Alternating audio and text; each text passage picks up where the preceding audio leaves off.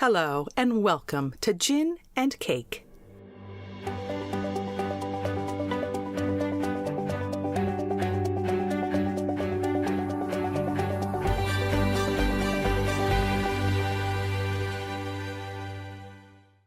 Well, hello, Sharon. Hello, Joel. How are you this evening? Oh, fine and dandy. How are you? I am delightful. I'm delightful. Great. Excited to watch this new episode. Yes, here we are, episode 5, Pies and Tarts, and I can feel the innuendos coming already. It's all about tarts for you, isn't it? Well, sorta, kinda. Yeah, you're not really a pie guy. Not really.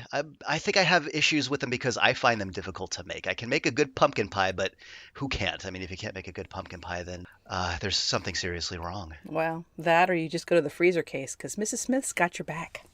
This is true. God bless her. I know. Whoever she was, you're awesome. Yeah. So, of course, this is episode 5 of Gin and Cake, where we live cast and comment on episodes of the Great British Baking Show, because I wasn't gay enough.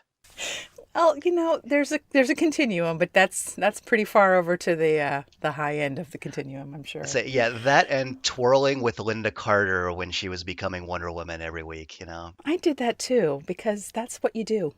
Yeah, and, Linda Carter, good twirler, good everything. She was good at everything, but I'm going to say that you are not nearly as gay as my friend Jody, who at 5 years old believed that he was Mary Poppins. Okay. Well, if you're gonna have a delusion, you could do worse than Mary Poppins. Well, yeah, he used to slide down the banister and it was awesome. I love that guy. I wonder what ever happened to him. Did he use umbrellas as a form of transport? No, but he used to have one and he would run around the house with it. Okay. It was awesome. He was a delight. I mean, just the nicest kid. So, my friend Jody. Have you ever tried that? Like leaping off of a high place with an open umbrella? No, Joel, because that will kill you. Well, by high, I mean like 5 feet. Oh, no. Mm-mm. Okay, well, I can tell you it doesn't work. I think I probably knew that instinctively, which is why I never bothered to do it. But good on you for trying. Sure, when you're 6 years old, you have to discover life from scratch. Everything's real. Everything's real. Yeah. Well, at least you survived. Yeah, more or less. I'm happy to know you today, despite the frivolity of your youth. Oh, well, thank you. Likewise. Yay! Well, how about we get going? We can. Before we go, though, what are you drinking this evening, Joel? Anything good? Well, you know what? I'm having some delicious seltzer with some artisanal ice cubes, I believe they're called. Cubed ice. Fancy. Yeah, you can't get that everywhere. And I've got a chaser of tap water. Wow. Impressed. Yeah. All right. Well, then I'll be the one drinking for both of us this evening with a delicious Dalwhinnie.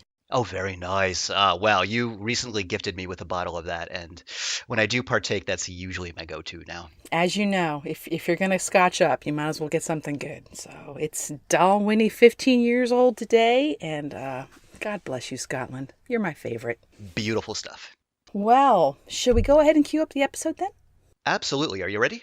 I am. And so I'm going to give a little countdown, or do you want to do it this time? I'll do it. Do it, Joel. All right. 3, 2, 1, and click. And this time I noticed that we are heading straight to the titles. No Mel and Sue overture. You're right. Wonder what's going on there. I think it has to do with what follows immediately upon this. Okay. Just to give some time for some unfortunate news, which we're all going to hear about. Oh, here comes. Oh no, Diana. Yes, the news is that Diana has taken ill and can no longer participate in the program. And I don't know if you looked up any information on this, Joel. I didn't. I just went ahead and made the assumption that Ian did something to her off camera. Just took her out? Yeah, like gave her tuberculosis or something. In fact, and this is terrible timing considering the whole Bingate episode, but right before this episode aired, Diana fell. Oh, no. And she hit her head. Oh. And one of the very unfortunate side effects of hitting her head is she lost her ability to taste and smell. No. Really? Yeah. Horrible. Like permanently? I don't know if it's come back, to be honest. At the time when it happened and they interviewed her, the doctor was saying it could be permanent. That is, I had no idea. That is really tragic. It's a horrible, horrible thing to be a baker and a cook and lose that. Oh my gosh, that's terrible. Yeah. So, and of course, she was crucified again in Twitter for not being on the show and making up an excuse. But I have no reason to disbelieve Diana. And it's just a horrible, horrible story. And really, if you're going to make up an excuse, yeah, why would you go with that kind of a lie if you are going to come up with a lie? Yeah, exactly. I mean, she could have said family issues or anything if she was just, Anything. Yeah. oh, poor Diana. That's really sad. And she was, I think she was 70 years old at the time. So, Mhm. any fall's pretty awful. Yeah. Oh, yeah, yeah. We will hope that she's gotten better since then. Indeed. Ah, that's so sad. I know it is sad. And it's, um, when you think that the huge portion of your ability to taste flavors is in your nose, Oh, sure. to lose that is, I would just be devastated. That absolutely. That's the word. Yeah. So, but on a happier note, here we are with this lovely crew, and they are to bake a family-sized tart, so a big tart, Hmm. as their signature challenge for Pie and Tart Week. Okay. And I am I right in guessing that this can be either sweet or savory, or does it have to be sweet? I think in general tarts are sweet. They're desserts. They're Okay. puddings. We're back to Okay. puddings again. Okay, so quiche would not be a tart. In my world, it would be, but nobody's doing that. So I don't know Okay. if they were given an instruction that it needed to be sort of a sweet thing, or if when you say the word tart in England, that automatically implies some kind of desserty thing. I don't know. Hmm. The only, I mean, the only real definition of a tart is it's low. It's got basically a low side, and it doesn't have a lid. It has no top. So outside of that, I don't know what distinguishes them. Okay, fair enough. Fair enough. And I like right there when asked about quantities, Nancy responded with quite a lot. Quite a lot. Quite a lot. That's the kind of specificity I expect from the two fat ladies. I'm gonna just put something in there, and it's gonna be Moorish. Yes, really, really, quite a lot. And gas five. A lot of gas fives going on. There's a lot of gas five, wasn't there? Yeah. I think if I ever went to Britain and had to use a stove, I would just be completely befuddled. Have you? Well, you'd have an auger, right? An aga? Yeah. Oh, if I was rich, I'd have an aga. Because I still don't know what it is other than it's some flavor of oven. An aga is a brand. AGA. Oh, so like a Frigidaire. Yes, it's a Okay. giant cast iron stove oven combo that's basically hot all the time. Okay.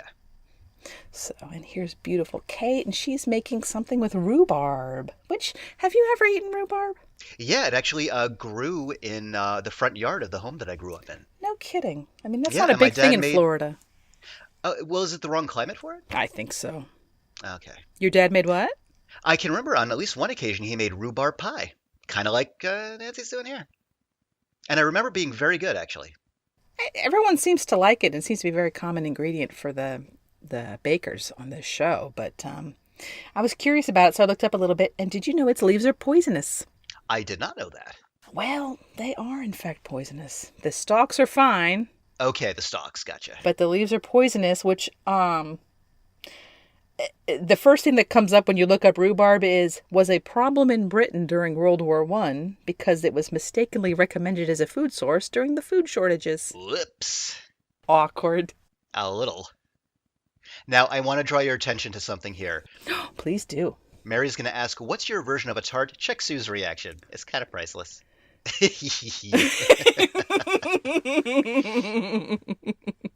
Oh, there's Sue, upholding for the lady business. Yeah, I love her. Yes. And here's Louis. He's making a tropical tart with a Mancunian flair, the flair of which is he's from Manchester. Okay. I don't really think of the word flair and the word Manchester going together, but then again, I don't know much about Manchester. I don't either. I've been to the airport. I don't think that counts. But our lovely friend Jodica is from Manchester, so... That's right, that's right. And if anyone had some flair, it's Jodica. This is true. Hi, Jodica. Hey! And here we are, talking to Richard. He's making orange and fig, which is interesting.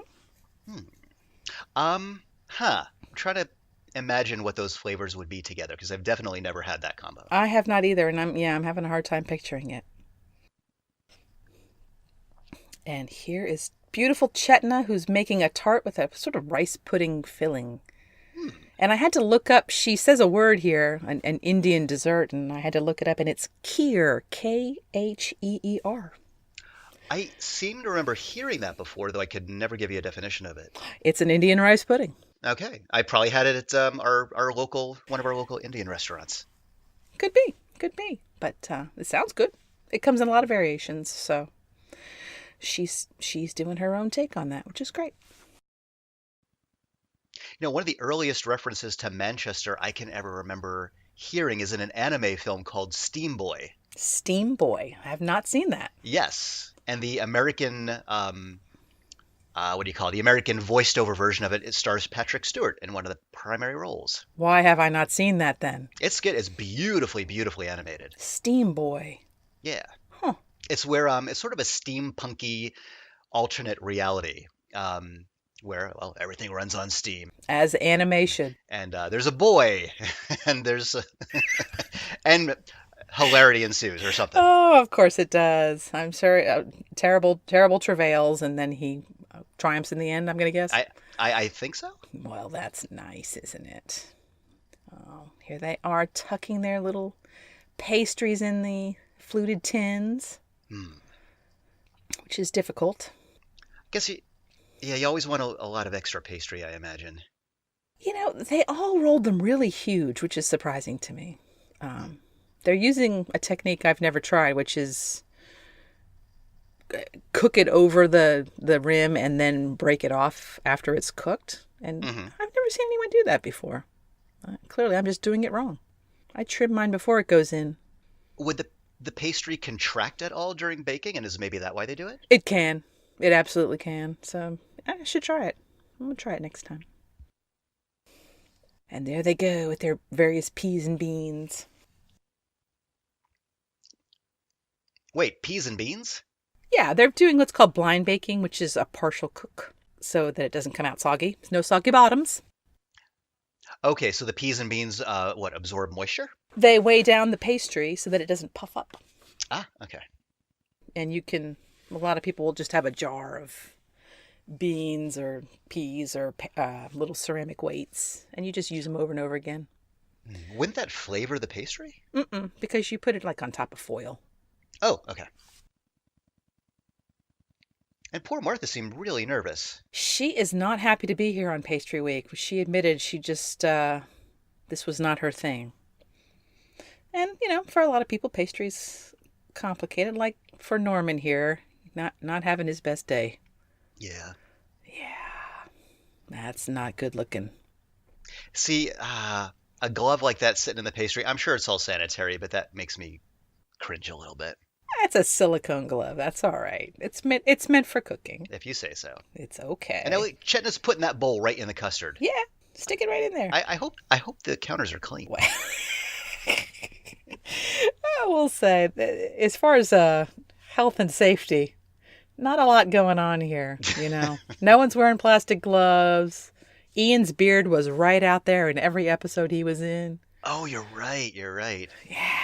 But you wouldn't want to put that beard under under anything that would obscure it. Such an epic beard. No, well, it would have been tragic, absolutely tragic. Now, see, Richard's stuck putting all of the liquid in before he puts it in the oven, whereas typically you might pour in about half, put it on the little rack there, and then fill it up the rest of the way. Okay. Oh, he seems to like his custard. All right. I'd try Richard's custard. I'm just saying. Right there with you. Oh, it's funny when I was watching earlier and he was manhandling his pastry, the way he just throws things around, it's like he's on the job site. I mean, that construction worker ethos follows him wherever he goes. Yeah. It's great. And here's Kate. She's doing a rhubarb spiral, and that is beautiful. It really is. What a great idea that is. So original. And everyone looks nervous again. I'm curious, had you ever heard of Mary, Barry, or Paul before this show? No. Mm-mm. Nope. Yeah, neither did I. Nope. Nope. Yeah, now what about Mel and Sue? Oh, yeah. Absolutely. Okay. Yeah, yeah. Especially Sue.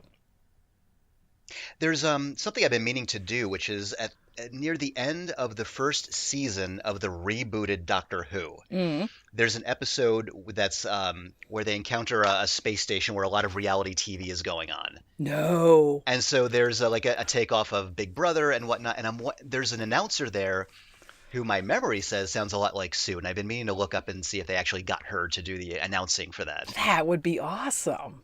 Yes, and it ended up that the reality TV show was also an abattoir because they would just kill people off. Except it turned out they didn't really. Well, what happened to them then? Well, something else nefarious happened. The Daleks were involved, if I'm remembering Oh, of right. course they were. Yeah, yeah. Of course. Exterminate Big Brother. Yeah, I'm in a minority when it comes to the rebooted Doctor Who because Christopher Eccleston is my favorite of the new Doctors. I love him. Yeah. I love him so much. However, they are going to bring Matt Smith to Dragon Con this year. I don't know if you noticed. Really? Really? I had no idea. They got an actual doctor. That's great news. I imagine he'd be a lot of fun to listen talk up a storm. Oh, I think so. Plus, he's in The Crown, which I loved. Oh, I know nothing about that. Oh, it's about Queen Elizabeth's early years, and he plays Prince Philip. Okay, I can see that. And he does a great job. He does a really great job. But, yeah, love Matt Smith. So, super excited to see him. And, yes, more pictures of things coming out of the oven, which, as we learned on, I think, our last episode, is filmed.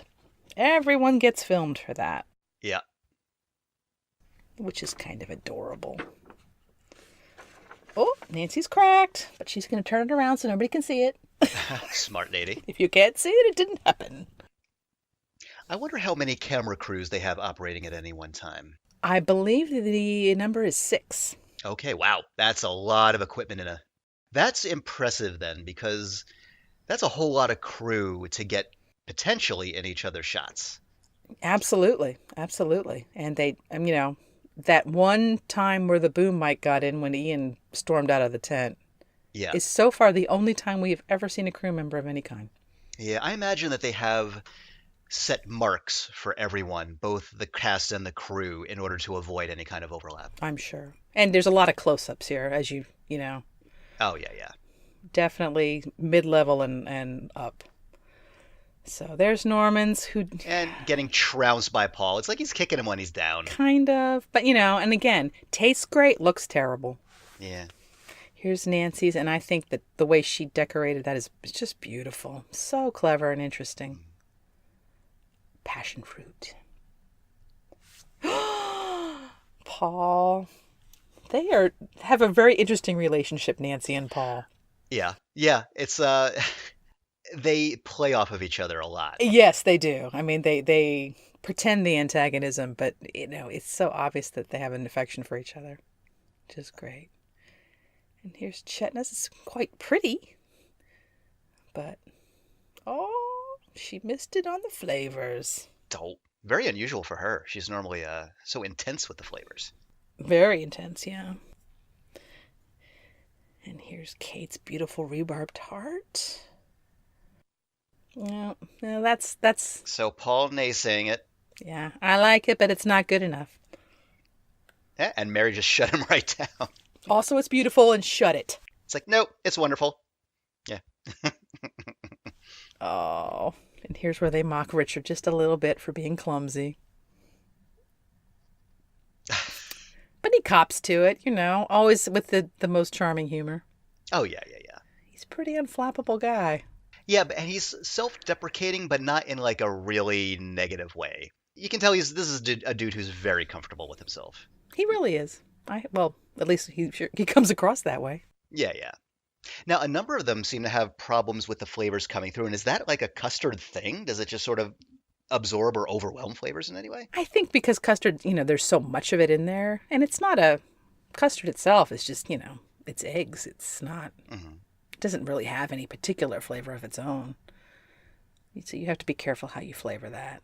And yeah, looking at Martha's, that's a hot mess. Yeah. She looks like, oh no, it looks like she's going to cry.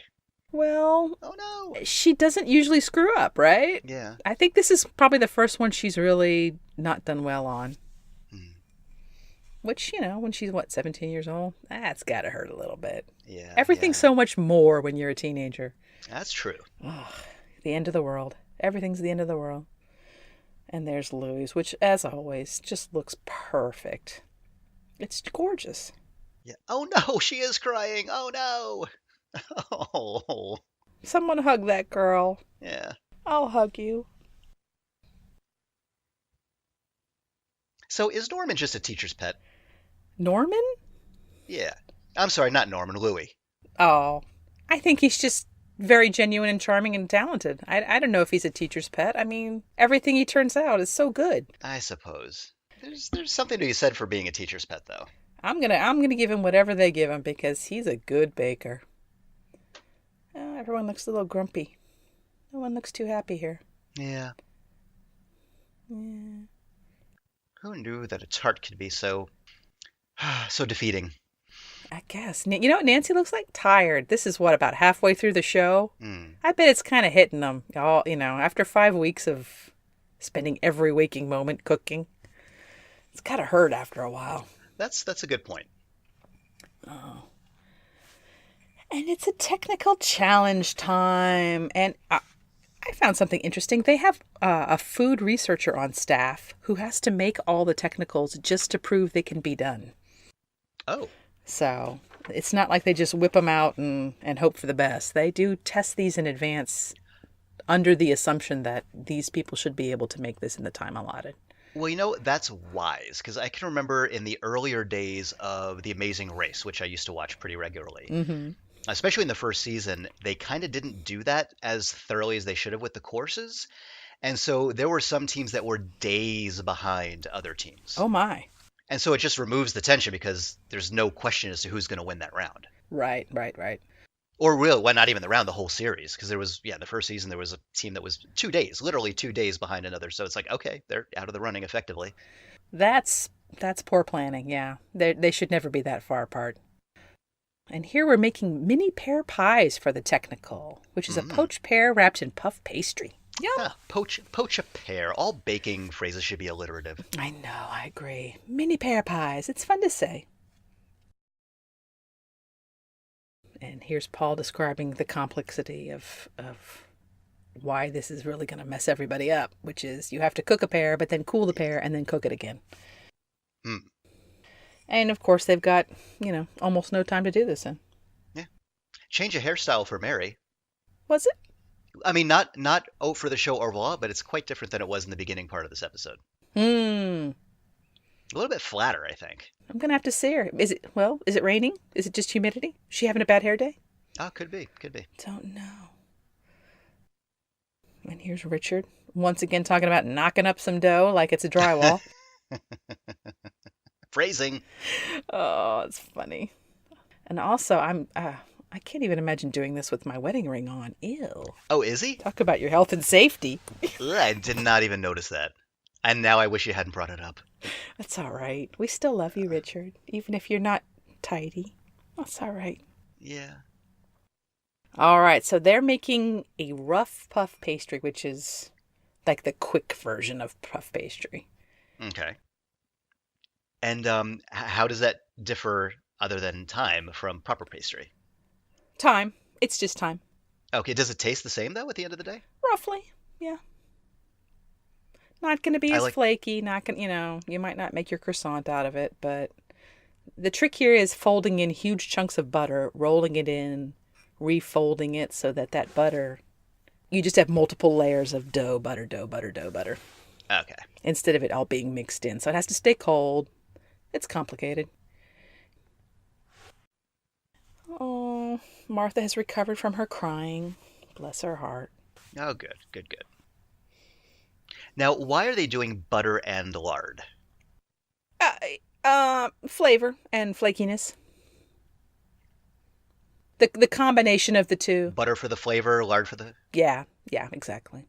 The lard makes it, nice and flaky, and the butter tastes good. And actually, I think that Nancy may have referred to that somewhat. She just said something scientific probably happens to it. Yes, exactly. Two different fats. They operate separately. And it's funny, Richard just put his dough in the refrigerator and immediately turned to Chetna and said which one was his. Oh, So it was like everyone knows which one's theirs, so nobody gets confused. Mine's on this shelf, yours is on that shelf. okay. Is this like a post-Ian thing? I'm wondering if it is. But also, when you have a wad of dough and saran wrap it, they pretty much all look alike. Hmm. They should get pens. They can put their names on them. Oh, and in we go with the poaching. And they're poaching in, I think, some kind of sweet dessert wine. And there's Norman like, yeah, I'm not drinking that. I feel you, my man. A little bit cloying. It's a good thing it wasn't a dry white, or apparently he would have just put that bottle right up to his face. Which I also feel. Good on you, man. So, question for you. Yes. Kind of off-show question. Yay. This is our first time doing a podcast, either of us. It is. You're handling all of the technical stuff. So, what have been some of the bigger challenges in like actually getting it going and making the podcast happen? The audio editing has been an education, but not nearly as difficult as I thought it would be. I'm slow, but I think the hardest part, and this is probably true for any kind of media project, is how do you find an audience? How do you do it? It's entertainment's a crowded market. Yeah. And just I think the hardest part is just getting people aware of it. It's very time consuming and it's very slow. So yeah, it's been an education. Well, and you started a Facebook page and a Twitter account and all that, right? Oh yeah, we've got a Tumblr, we've got all that stuff, but we have a Tumblr? Yeah. I didn't know that. I should probably keep up a little bit more. Oh, nobody goes there. It's all right. Why should you? Okay. No, I think Facebook's been our best notification, but yeah, I don't know how people do that. When I see shows that have audiences of 10,000, 20,000, how did they do that? I think maybe you just get a famous person to mention you, and that's what it takes. Well, I know that was the case with Red Letter Media. I'm a big fan of their movie discussions, and it was Damon Lindelof who discovered one of their movie reviews, and then he tweeted about it, and that put them on the map. Well, I think it's just getting somebody to notice you. Yeah. And there's no reason anybody should notice us. We're talking about cake, for heaven's sake. Oh, sure. We're not changing anything in the world here. But if you know anyone out there, people, share us. Because that's what it takes, Now, with this pear stuff, what are they supposed to be going for? Should it be completely wrapped with pastry or kind of wrapped? No, it should be completely wrapped. Because it's a pie. So you're making it's almost like an apple dumpling. For those of you in America, probably know what that is. It's an apple wrapped in pastry. But by making the little strips, they're giving that pastry a chance to puff up. Okay. If it was just a big flat hunk of pastry, like a pie crust, it wouldn't puff the same way. Would it just get denser as it cooked? No, but you wouldn't get like the fluffy layers of a tiny piece. Okay. And they are all running out of time. They're all panicking. But they look good. They seem to be getting it. Martha's doing a staged entry into the oven because it's working for her. And she made a really good comment. I'd rather have 3 that are cooked than none. So just throw them in there. Fair enough. And Richard's, epic fail. Epic fail. So fail, why specifically? Just because it's not wrapped tightly enough? No, everything was too hot. So his pastry's falling off and his pastry's too thick. And yeah, pretty much everything about it's just wrong. But he did his best. Oh. Now, on a fun note for Richard, I will remind everyone that we do have a Twitter, which you mentioned earlier. It's at Gin and Cake Pod. And we follow a lot of these contestants and alumni from different seasons. And today, Richard announced that he has introduced his 3 daughters to the Princess Bride. Oh, really? Their first time. I just thought that's good parenting. And really, one more reason to call him a good dad. Right? So he has very young daughters. I mean, one's 1 year old, but it's never too soon to watch The Princess Bride. I agree. That's a movie that holds up just fine. Oh, it's brilliant. So, once again, reinforcing his geek cred. Yay. But, do follow us over there. We tweet a lot of stuff, or retweet, from these contestants who all have lots of interesting projects. Nancy has just started a project where every single day for a year, she is going to provide a tip that people have asked about. Oh, nice. So hashtag Ask Nancy, and she's providing like a 5-10 minute response. I like that idea. Yeah, it's great. And she's doing both cooking, baking, and gardening. She's quite an avid gardener. So Well, cool. ask Nancy, everyone. She wants to help you out. And she's smart as heck. Sure seems like it. Oh, yeah.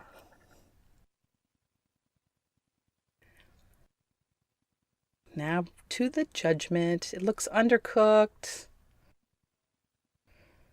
And he did sort of a more, yeah, it's not cooked. Oh, Norman. He tried, and look at that. Poor Richard. He looks like he's done something naughty. That's the expression on his face. Right. He looks like a goofy schoolboy. Oh, he knows it's terrible. But, he's not crying about it. Yeah. Move on with your life. Take note, Martha. Oh, harsh, man. Harsh. A little bit. Sorry. She's beautiful. I know. Louis were sliding off, too. He was having the same problem. Here's Chetness. Look good. And here's Kate's. Looks pretty good. Looks like Mary's hair is back in place. I think it was a humidity moment. That's my guess. There's Nancy's, not quite cooked. And here's Martha's, which look the best of all. They're beautiful. Yeah. Oh, look at him. I want to eat that. Oh, it's gorgeous. Beautiful. Great. Good for her. And there's the wonderful comment from Mary. It shows it can be done. So basically, all of you guys who screwed up, you just need to get out of the tent. What a fine rebuke. Richard's being such a good egg. He's like, I'm sure I could have screwed something else up, but I don't know what.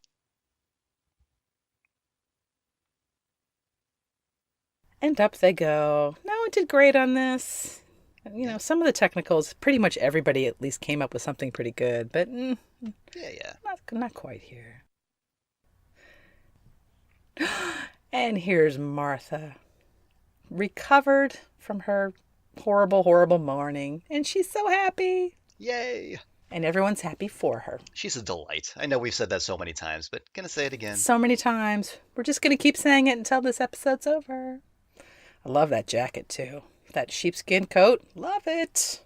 That's nice. Oof. Good. Oh, poor Louis. That's unusual to hear him dissing a task. Never doing this again. Yes, that's right, Richard. Set the tent on fire next time. And it's another beautiful day, except it's pouring down rain, and they're all carrying the exact same umbrellas, which are so cute. Oh, looks a little chilly. A little chilly in the tent today. And I wonder how early in the morning this is. Oh, it's got to be like the crack of dawn, don't you think? Blah. Yeah, because they'd want to get in as much filming time as they could. And here they are, saying Kate's doing pretty well. Martha. So this is fun. They're all about to start their big showstopper with all these ingredients that are all over the place. And I discovered that there are two, excuse me, food producers on this show that actually buy all the ingredients based on lists that the contestants give them. Oh. So the contestants are not bringing their own stuff. Okay. It's purchased for them. So is that to keep them honest? Maybe it is. They didn't really say that, but that would be my guess. And then also those producers take off all the labels. Oh, okay. So no one's, you know, getting on the show that hasn't paid their fund Gotcha. for advertisement. But they also, because sometimes the contestants change their minds at the last minute, on show day they have a runner at the grocery store. Huh. They can call for an emergency. I need chocolate buttons. Yeah, well, that's sensible. It is. It's really wonderful. But there was a funny comment from one of the food producers because one of the contestants wanted to use freeze-dried raspberries or some such thing several seasons prior to this one. And they weren't in the store, so she had to buy boxes of Special K and pick them out. Like, that's dedication right there. Wow, what a tedious task. But apparently no is not an appropriate response. All right. If you want it, they will get it for you, which is fantastic. That's pretty cool. It is cool. But she said in a typical season, 2,000 eggs they have to buy. That's a lot of eggs, man. Wait, say that number again? 2,000. Wow. Those poor chickens. Right? 450 pounds of flour someone had to go to the store and buy. Gee whiz. It's insane. Insane amounts of ingredients. So here we are making a tiered pie. So you have to have several pies that have to be able to stand on top of each other. Okay. Which is complicated. Does need to be some strong pies. Yeah, kind of trafficking in excess, really, but... Well, it's a showstopper. True that. You can't just have 2 pies. You have to have 3 pies. And so here's Kate, and she's mentioning hot watercress pastry. And what is that, Sharon? That is the exact opposite of what you think a pastry would be, which is all cold and flaky and delicate. Hot watercress pastry is made with, you boil lard in water and pour that into a flour and butter mixture, and then you work it hot, and basically it's strong. What you can do with that stuff is build with it. All right. It's medieval pies would have been roughly hot watercress pastry, and in those cases, the pie's crust was not meant to be eaten. Really? No, you'd eat the inside. So it's a plate. It was a container. Yeah. You build a little castle shape and stuff it full of stuff, and the rich people would eat the stuff out of the middle, and the gravy-soaked crust would be thrown to the dogs. They were called coffins. The original pie container was called a coffin, which is kind of awesome. Oh, gosh. That's not the most appetizing term. Well, I'm glad they changed that. Yeah, that really doesn't work for me. But I love me some medieval cookery. That's a fantastic history. There are quite a number of websites now that you can go and find a lot about medieval and Renaissance cooking. But so are deep fried Twinkies medieval cookery? I think that's Renaissance. Yeah. Okay. As society got more liberal in the Renaissance, deep fried Twinkies. Yeah. Didn't know Twinkies has been around that long. That's probably what we're eating today are Twinkies that were made in the Renaissance. It's possible. They don't go bad. They don't. They're not food. That's a food-like product. Yeah. It's like, yellow number 5 doesn't really go bad. I know. It kind of makes me want to put one in like a time capsule and just bury it, and 50 years from now, have them take it out and see if it's still edible. That may be all that will be left of our civilization at the end of the day. Just Twinkies. That and those AOL discs from like 20 years ago. Mountains of them. Possibly Cher as well. And Cher. Well, we could do worse. That's true enough.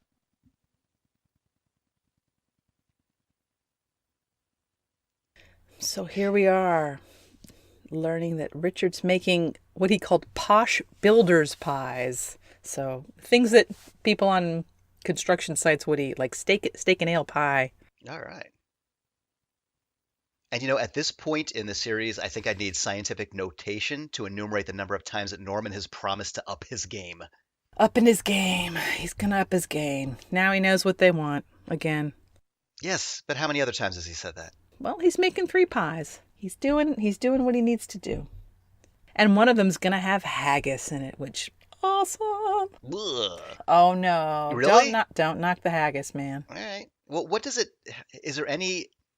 What does it taste like? Is what I'm trying to ask. It just the idea of it is kind of repugnant to me. It's kind of somewhere between sort of a sausage and a hash. Really? Okay. I was fully prepared to despise haggis just because of its description, which we will not give here because gross. But yeah, when we went to Scotland, I tried it just because I'm there and I feel like I had to. It was really good. It was surprisingly crumbly. Because I was thinking it would be like this sort of big, massy, wet math. But it was good. It was really good. Plus, it comes with a whiskey sauce, so I'm down. Oh, okay. Well, anything in whiskey sauce is. Well, I'm thinking. Yeah. No, don't knock the haggis. And I guess that must have been one of those necessity kind of things when it was invented. Yes, that was the use everything else from the animal food Yeah. because it's everything else. Cooked in everything else. Plus oatmeal. It's spicy. I wasn't expecting it to be spicy, but it was quite heavily spiced. So are hot dogs the American haggis? Because they use everything too, except the lips and udder and tail, I think. Kind of, I bet you're right. Interesting. Every culture has their everything else meat product. Hmm. Head cheese. Ugh. Scrapple. Oh, yeah. Note that the word crap is actually in the name. You know what? I spent some years as a youth in Pennsylvania. I remember Scrapple. Yeah. That was not okay. No, Haggis is better than Scrapple. I'm just going to put it out there. I don't doubt that. You know what? I once house sat and cat sat for some friends of ours when I was in high school for like 2 weeks. Took care of their house and their cats, which was fun for me because I got to, not be at home for a while. Good times, good times. As a thank you, they got me a can of Scrapple. They hated you. Apparently. Why did they hate you, Joel? I don't know. I was so nice. Did you drop something in their house? No, I took perfect care of it. Cats weren't poisoned? No, they just apparently thought that would be appropriate compensation for 2 weeks of house sitting and cat sitting. Well, that was wrong. That was very, very wrong. I never did them another favor again. Well, that was smart because no, you just don't. Oh, and now they are porking up here. Most of these pies are full of pork. Oh, there's the haggis. Oh, okay. Now I'm not understanding a word he's saying. Okay, so Robbie Burns, Scotland's wonderful poet, has a very long poem called Address to a Haggis that pretty much just sings the praises of haggis in Scotland. Okay. Every year, it just happened actually a couple of weeks ago, it's called Burns Night, and it's Robbie Burns' birthday, and you get together and you eat haggis and drink whiskey, and the person who's like the head of the household recites that poem when they present the haggis. Okay. Nice tradition, it sounds like. You should look it up because it's written in Scots as opposed to just straight up English. Mm-hmm. It's funny. It's a funny little poem. But it is quite long. And clearly Norman knows it. I do love the Scottish accent. I do. Norman's great. He's just lovely. I mean... Oh, yes, he is. We joke about him upping his game and being so simple and never getting there, but I mean, he's a good baker. Yeah, I mean, he's in the tent, so that says a lot. Yeah, and everything that they taste of his, generally speaking, is good. It just is simple and looks it. So, here he's making his pies. I love this. Nancy needs a pencil. Who does she turn to? Who's always got a pencil? It's Richard. That's cute. That's cute.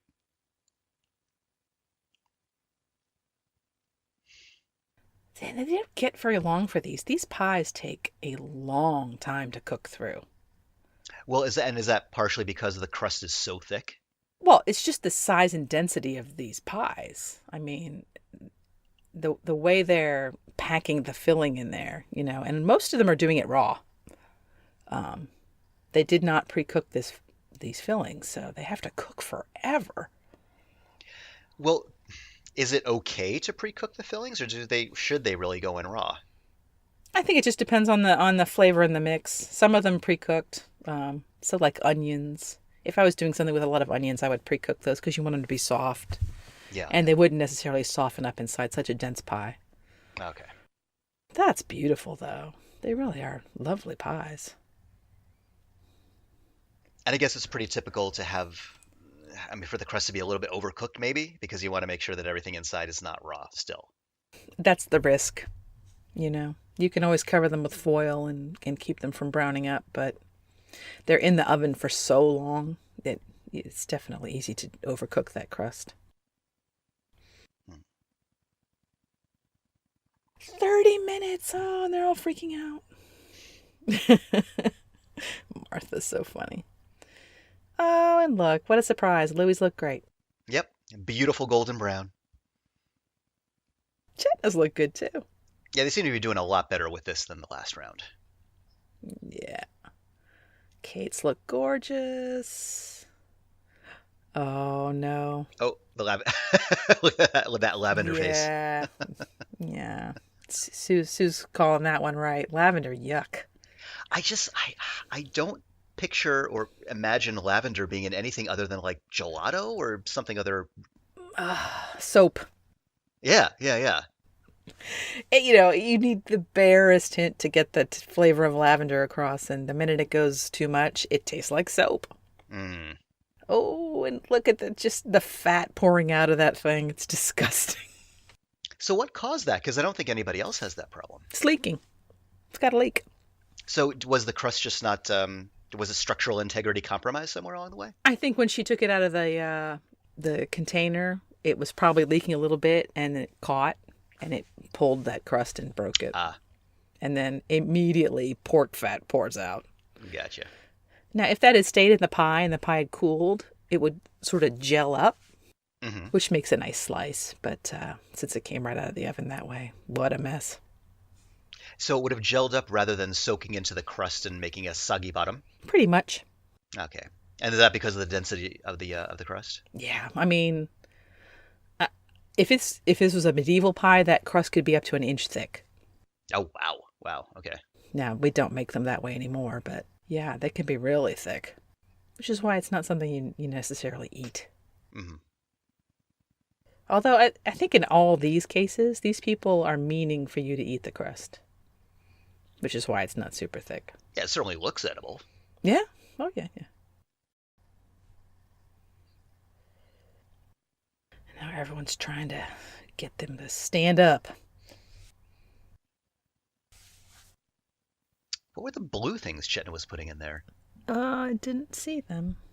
Couldn't tell if it was, well, it was some sort of a garnish, but I couldn't tell if it was an edible garnish or not. Like a flower or something. Yeah, yeah. Surprise. Surprise, she yells. Oh, Whoops. yikes. Doesn't look like a disaster, though. Louis, yeah, they stayed together. Bless his heart. And I guess for anyone who's not watching while they listen, the top tier, or maybe the second from the top tier, fell right off. Yep. But it held together. Those crusts are thick. They are very thick. Oh, look, Norman put a little sign on his. That's cute. Oh, did it say, please don't kick me off the show this time? No, it said the Piefel Tower. Oh, that's adorable. So adorable. Oh, and here's some lovely close-up shots of things made with pastry. Yep. Depth of field porn. I'm all into it. And here's Kate's porky pies. Oh, that looks cute. I mean, it's like a porky wedding cake. Yeah. Oh my God, what a great idea. Why should you have cake? Wonder what leaves she used. Bay leaves, I think. Ah, okay. And you said earlier that she's a beauty, and she really is, because not a lot of people can stand up to that close of a close-up. I know, right? And she's doing it effortlessly. And her hair. I just love her hair. She has fantastic hair. Yeah, yeah, yeah. Also a wonderful personality and very intelligent, but damn that hair. Yeah. You're a good person. And here's Richard's. And he's got what looks like tiny little sprigs of parsley? Not sure. And he got nailed on the burning. Not his best episode. Maybe probably his worst so far, actually. Yeah, I think so. Because he didn't nail any of these three challenges. Not a single one. And I think that's the first week when he didn't get anything right. Well, there is a whole lot of mom jeans going on in that shot. Wow. I'm so sad that high-waisted jeans are coming back in. What the hell? Yeah, I don't get that trend at all. Oh, it's the 80s all over again. Hmm. And pick any photo from the 80s. Nobody looked good. Nobody. We lived through that. High-waisted jeans and high hair. Oh, high hair and peg leg jeans and oy. But they did like his steak and ale pie, So Well, that's a good thing. they did like it. And Chetna redeems herself with flavors. The flavor queen. Indeed, she's back. And here's Louise. Ooh, spanked Louis a little bit there. Oh, yeah, see. Now he's got the super thick pastry, which, if this was King Richard II's court, would have been perfectly acceptable. But in 21st century, no. Okay, so they're complimenting Nancy here for not using any tins. Her pies were baked as they are. Just, wow. Which is amazingly difficult. So why was she able to do that and the others weren't? Just did she make hers a little bit thicker or? It's just how you construct it. She did it by hand and she really, really worked at, building it up as she was putting the filling in. The others could have done it. They just chose not to. They just, used tins because it's easier. So she showed off some skill there that she didn't have to do. Oh, and look. Oh, that's not a good face. No, he just ate the lavender meringue and Paul honestly looked like he was going to throw up. Blah. Here's the haggis, which it's just so crumbly. And what should it be? No, haggis is crumbly, but if you're eating a okay. pie, you don't want to open a pie and then just sort of basically have ground beef spill out of it. I gotcha.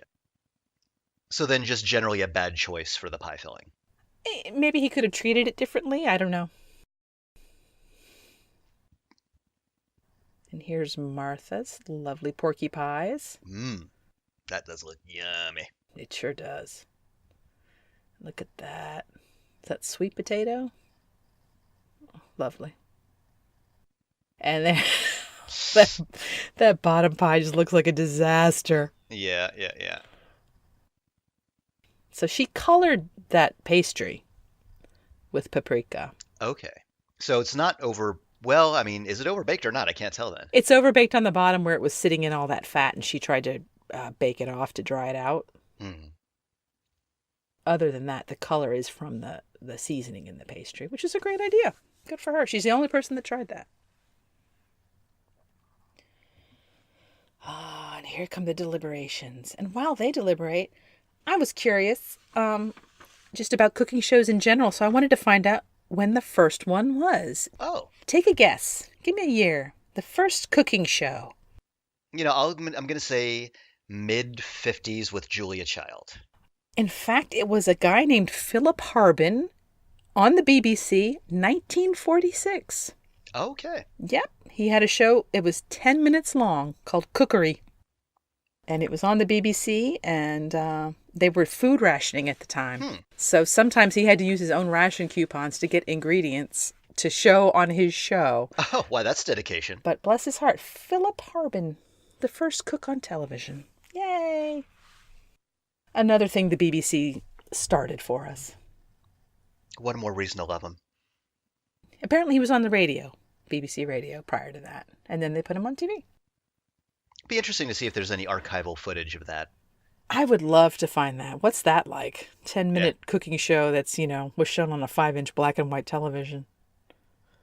Hopefully it's better than the archival footage of like the first televised Olympics. Because when you look at what they were doing, it's just laughably simple compared to what happens now. But then you think, given their equipment, everything was revolutionary.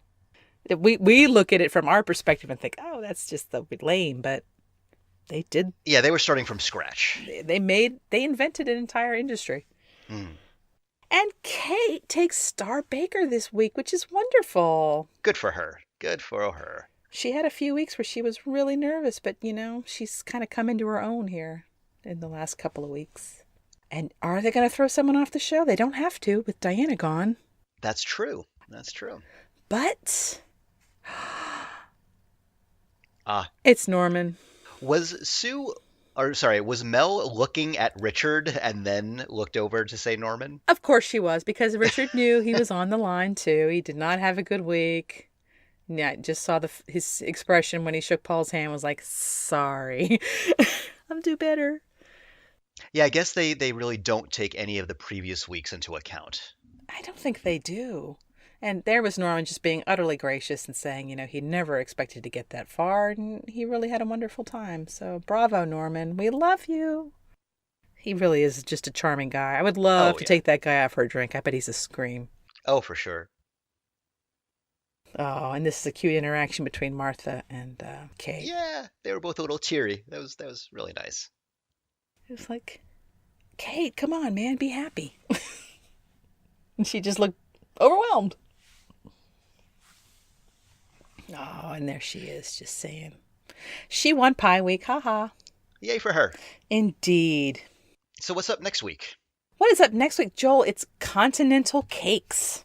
And what sort of thing is that? That's European cakes. Okay. When they say continental, they mean their own. Okay. That would be Europe, not South American cakes. But I've noticed that in each series, there's at least one show that's it's almost like producer's choice. And if they change the theme, so unlike where they always start with the cake show, there's always a show where it's just sort of off the wall. And I believe in this particular series, it's continental cakes. Okay. Okay. We'll look forward to that. We will indeed, and that's going to be fun. But that's a fun episode. It was a very nice episode. Lots of up and down in terms of quality, but no drama except for Diana not being there. Yeah, which is really, really sad. Really sad. It really is sad. I hope she's doing okay. Me too. I hope she's loving her life. Living her best life somewhere. Hear, hear. Oh, before we sign off here, I'm just going to remind everyone, yes, we are on Twitter at Gin and Cake Pod. We are also on Facebook. Just look up Gin and Cake in the little search bar and our page should come up. And we're on pretty much every podcast subscribing service at this point that we know of. If there's one out there that we don't know of and you can't find us, tweet us, send a comment on Facebook, just let us know and we will fix that for you. But the more you subscribe to the show, the more we know you're out there.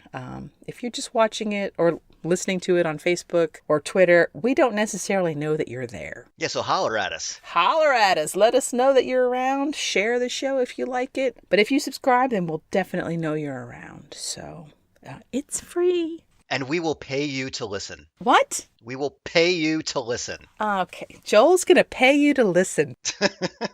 I didn't say with what. There are many forms of payment out there. That's true. We'll mention your name on the show. Hey, there you go. Oh, speaking of, listener Brian in Florida sent us some links about blue food. And our comments, I believe last show, about the unusualness of blue food and its unpopularity. And apparently that is quite a discussion in the biological community, why that is. There's a lot of theories. Just not a lot of edible blue, I think, was the thrust of it. Which had a lot to do, in one response, with the wavelength of light coming from our sun. Wow, okay. Well, we've got a yellow star, and that means we have green plants and not necessarily blue food. Huh.